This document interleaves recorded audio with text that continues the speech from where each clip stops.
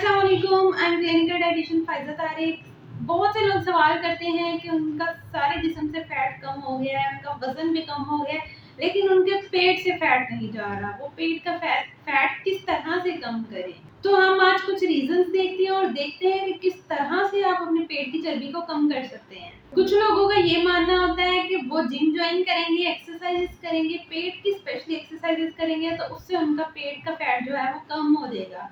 Start करने से पहले हम देख लेते हैं हमारी बॉडी में दो तरह के फैट होते हैं। सबसे पहले जो फैट होता है वो है सॉफ्ट फैट, जो आप इजीली अपनी डाइट और एक्सरसाइज से कम कर लेते हैं, लेकिन जो आपका फैट पीछे बच जाता है जो कि इजीली कम नहीं होता वो होता है स्टबर्न फैट।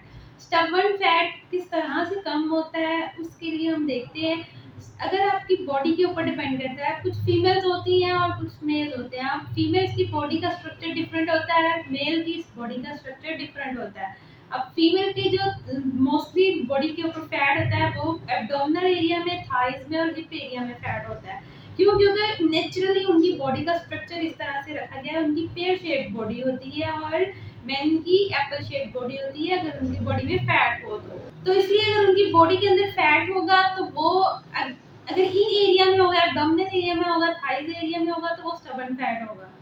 अब स्टबर्न फैट को आप कम किस तरह से कर सकते हैं? कुछ लोग कहते हैं कि हम एक्सरसाइजेस कर लेंगे, हम जिम चले जाएंगे तो हम एब्स की एक्सरसाइजेस कर लेंगे तो हम जो पेट का स्टबर्न फैट है उसको कम कर लेंगे, लेकिन ऐसा बिल्कुल नहीं है। इवन अगर आप डाइट करते हैं या आप एक्सरसाइज करते हैं तो आपके स्पेसिफिक एरिया से फैट कम नहीं होता, आपके ओवरऑल बॉडी से फैट कम होता है, आपका सर से पाँव तक वेट जाता है।